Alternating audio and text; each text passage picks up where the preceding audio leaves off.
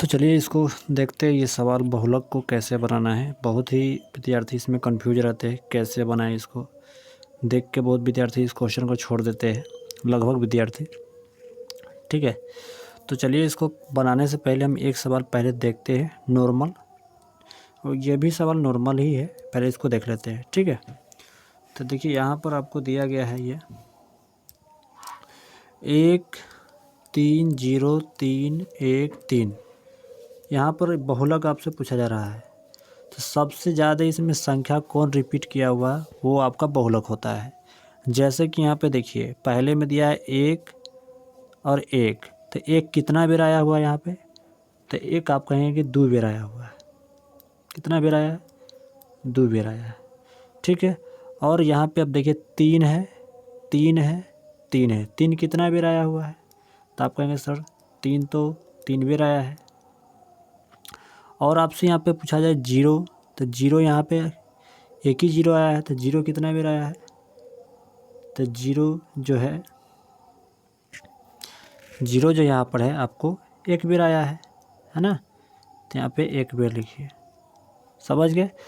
तो आप इसमें देखिए सबसे ज़्यादा कौन संख्या आया है, कौन संख्या रिपीट किया है, तो आप देखेंगे यहाँ पर ही हम आपको, तो यहाँ पे देखेंगे तो यहाँ पे देखिएगा कि 3 जो है 3 बेर आया है, तो इसका उत्तर क्या हो जाएगा, 3 हो जाएगा इसका राइट उत्तर, ये वाला। ठीक है, इसका उत्तर राइट की बात करें तो 3 हो जाएगा, है ना, इसका ये राइट उत्तर हो जाएगा। उम्मीद करते हैं समझ में आ गया होगा। जो संख्या रिपीट ज़्यादा करता है वही बहुलक होता है।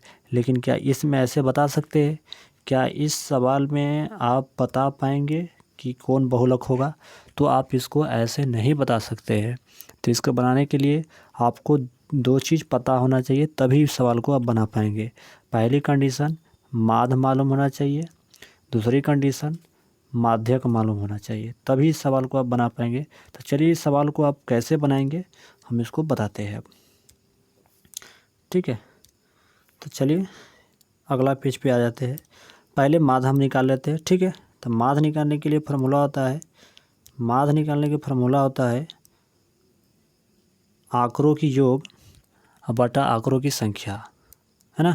तो हम क्या करेंगे, डायरेक्ट इस सभी को जोड़ लेंगे। ध्यान से देखिएगा, इस सभी को जोड़ लीजिए। देखिए यहीं पे हम जोड़ देते हैं, 5 4 9, 9 3 12, 12 में 0 तो 12 ही आएगा, 12 4 16, 16 3 19। ठीक है, तो चलिए इसको हटा हटा के जोड़ देते हैं यहाँ पर ही। ठीक है, 3, उसके बाद कितना है 4 प्लस के 0 प्लस के 3 प्लस की 4 प्लस की 5, यही संख्या मेरा था, बिल्कुल यही था। अब टोटल संख्या कितना है गिन लीजिए। देखिए 1 2 3 4 5 6, 6 संख्या है टोटल, तो आप नीचे 6 लिख दीजिएगा। कहाँ पे, यहाँ पे बटा लगा के 6 लिख दीजिए। ये टोटल 6 संख्या, जोड़ने पर कितना आएगा जोड़ लीजिए, 5 4 9, 9 3 12, 12 में 0 तो 12, 12 4 16, 16 3 19, तो टोटल संख्या कितना हो गया 19, 19 बटा 6। भाग करिए, भाग करेंगे तो 6 3 18, इसके बाद पॉइंट लगाएंगे, यहाँ पे बचेगा 1, तो यहाँ पे हो जाएगा 10, तो 6 कम 6 हो जाएगा। फिर बचेगा यहाँ पर आपको कितना, यहाँ पर बच जाएगा आपको 40, तो 6 6 36 जाएगा, 36 जाएगा। तो देखिए बार बार आपको 36 जाते जाएगा, 36 जाते जाएगा, यानी रिपीट करेगा लगातार, 6 6 6 6 रिपीट करेगा। तो जैसे ही संख्या 6 6 जाएगा ना, तो आपको 7 तक लगा के, जैसे 7 तक 7 को 6 आ जाता है, यानी 9 को 7 को 6 आता है, तो उस संख्या को 7 मान लिया जाता है। तो यहाँ पे हम डायरेक्ट इसको भाग करेंगे तो हम 7 कहेंगे। ठीक है, 3.17 आएगा भाग करने पड़े इसको। ठीक है, 19 को समझ गए, 19 बटा 6 को, यानी 6 से 19 में भाग करेंगे 3.17 हमारा आ जाएगा माध्य। माध्य आ चुका है। अब इसी प्रकार हम यानी कि माध्यक निकालेंगे। क्या निकालेंगे, माध्यक। माध्यक निकालने के लिए आपको कंडीशन याद होना चाहिए। माध्यक निकालने के लिए आपको पता होना चाहिए क्या चीज़, तो देखिए आपको माध्यक में क्या कहता है, माध्यक वाला कि आरोही क्रम में या अवरोही क्रम में संख्या होनी चाहिए। तो चलिए यहाँ पे लिखते हैं। सबसे पहले हम 0 देखे तो 0 लिख दिए। देखिए यहाँ पे क्वेश्चन में सबसे छोटी गिनवा कौन है, 0 है, उसके बाद 3 है, उसके बाद ये दोनों 3 लिख लेंगे, उसके बाद 4, फिर 4 लिख लेंगे, तब 5 लिखेंगे। ठीक है, पहले छोटा तब बड़ा, फिर उसी तरह लिखते जाएंगे बढ़ते क्रम में। है ना, घटते क्रम बढ़ते क्रम होता है ना, उस तरह बढ़ते क्रम लिखेंगे।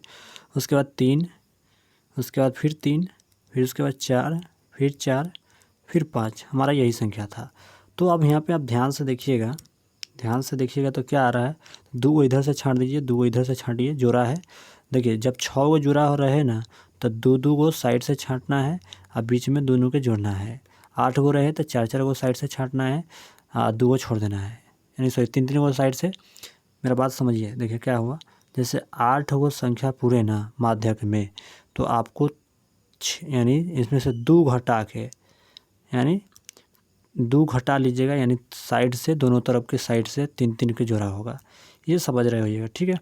चलिए तो यहाँ पे ये दोनों को छाँट दिए, उसके बाद दोनों को जोड़ लीजिए, 4 3 कितना हो जाएगा 7। टोटल कितना संख्या 1 और 2 को, 2 संख्या तो 2 से भाग कर दीजिए, ठीक है। भाग करिएगा तो कितना आ जाएगा 3.5, 3.5 का मतलब 3.5। तो ये हमारा माध्यक निकल के आ चुका है। माध्यक आ गया तो हमको फार्मूला होता है बहुलक की। बहुलक की फार्मूला क्या होता है, देखिए बहुलक की फार्मूला होता है, बहुलक बराबर होता है 3 गुना माध्यक, 3 गुना माध्यक माइनस 2 गुना माध्य, 2 गुना माध्य।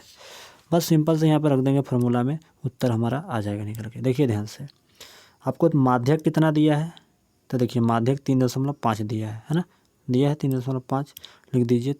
यहाँ पे थोड़ा सा लिखते हैं 3 गुना 3.5 माइनस माध्य कितना दिया है, यहाँ देखिए माध्य कितना दिया है, चेक करते हैं।